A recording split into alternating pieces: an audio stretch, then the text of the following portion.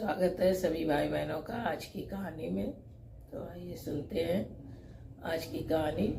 तो आज की कहानी एक राजा की है। तो एक मगध देश में एक छोटा सा राज्य था। इसका एक राजा था जिसके कोई संतान नहीं थी। तो बहुत दिन तक आस लगाए लगाए राजा बुढ़ापे की तरफ बढ़ने लगा। उसकी वृद्धावस्था आने लगी।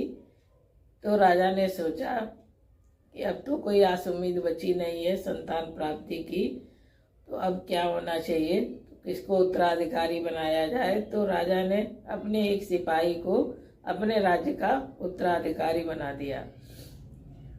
तो वो सिपाही एक बहुत ही गरीब परिवार से था, लेकिन था बहुत ही साहसी और वीर।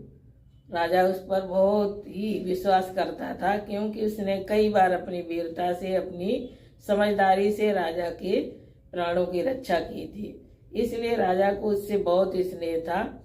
तो राजा ने उस सिपाही को अपना उत्तराधिकारी बना दिया। तो धीरे धीरे कुछ दिन के बाद राजा की मृत्यु हो गई, और राजा के मृत्यु के बाद उस सिपाही को ही राजगद्दी पर बिठाया गया, राजा बनाया गया। तो जब सिपाही को राजा बना दिया गया तो उस राज्य की सभी प्रजा उस सिपाही राजा का सम्मान नहीं करती थी, क्योंकि वो सब जानते थे ये बहुत ही गरीब परिवार का और नीचे खानदान से है। इसलिए उसको जो सम्मान देना चाहिए राजा जैसा, वो सम्मान प्रजा नहीं करती थी। तो राजा विचार करने लगा कि क्या होना चाहिए कि प्रजा तो हमारा सम्मान नहीं करती। तो उसने धीरे धीरे बहुत ही युक्ति से, समझदारी से, अपनी चतुराई से सभी प्रजा को अपने पक्ष में कर लिया, और सभी प्रजा उसकी बात मानने लगी। सभी व्यक्ति प्रजा के जितनी थी राज्य की, वो सब उसके कहने पर चलने लगे, उसकी बात मानने लगे। लेकिन जो राजा का सम्मान होना चाहिए उतना सम्मान अभी भी नहीं करते थे। तो राजा ने सोचा इसके लिए कोई युक्ति निकाली जाए। तो राजा ने इसके लिए कोई ठोस कदम नहीं उठाया, कोई ऐसा आदेश नहीं दिया, लेकिन वो अपने अंदर ही अंदर सोचने लगा कि इसके लिए कौन सी ऐसी युक्ति रचे तो प्रजा समझ जाए और सम्मान करने लगे।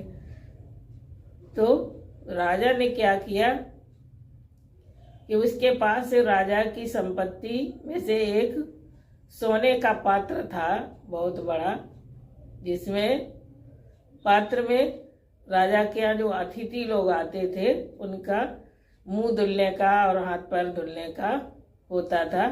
कि उस पात्र से सभी हाथ मुंह धुलते थे। जब भी कोई उत्सव होता था या जब भी कोई पर्व होता था तो राजा के यहाँ जो भी अतिथि आते थे उस पात्र से ही, सोने के पात्र से ही सभी हाथ मुंह धुलते थे, कुल्ला करते थे। तो वो पात्र उस सिपाही राजा के पास था। तो उसने क्या किया, उस पात्र को एक सुनार के यहाँ ले जाके उसकी मूर्ति बना दी। और जब उस सोने की मूर्ति को बनवा लिया उस राजा ने, तो एक बहुत ही अच्छी जगह पर, बहुत ही चौराहे पर एक मंदिर बनवाया भव्य, और उस मंदिर में उस सोने की मूर्ति की स्थापना कर दी। तो सभी प्रजा उस मूर्ति की पूजा करने लगी, सभी सम्मान करने लगी। तो राजा के यहाँ एक बहुत बड़ा समारोह था जिसमें राज्य के सभी नागरिक इकट्ठे थे। तो उसी समय ये मंत्री जी संबोधित कर रहे थे सभी प्रजा को। तो मंत्री जी ने सबको बताया कि ये जो सोने की मूर्ति लगी हुई है मंदिर में, जिसकी आप सब लोग बहुत पूजा करते हैं, सम्मान करते हैं, तो ये मूर्ति किसी दिन राजा के अतिथियों के मुंह धुलने के काम आती थी और कुल्ला करने के काम आती थी।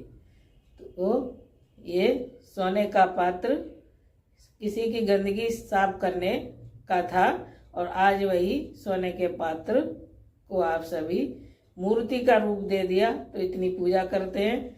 तो कोई व्यक्ति कैसा भी है तो सोना ही होता है, चाहे वो उसको देवता की मूर्ति बनाओ, चाहे किसी की गंदगी साफ करने के लिए कोई पात्र बनाओ, लेकिन सोना तो सोना ही है।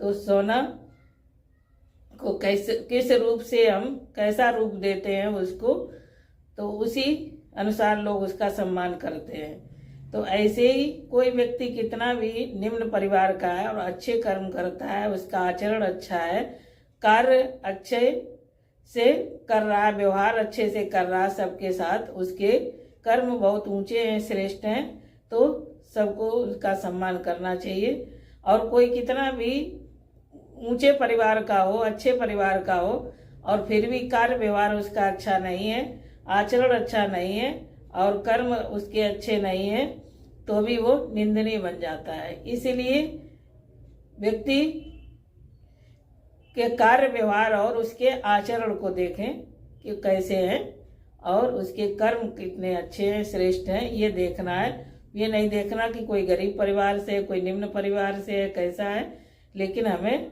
सम्मान करना चाहिए उसके कार्य व्यवहार का और अच्छे व्यवहार का, अच्छे कर्मों का, वो उसके कर्म कितने श्रेष्ठ हैं, आचरण कितने श्रेष्ठ हैं, ये देखना चाहिए। इसलिए सबका सम्मान करना चाहिए। ओम शांति।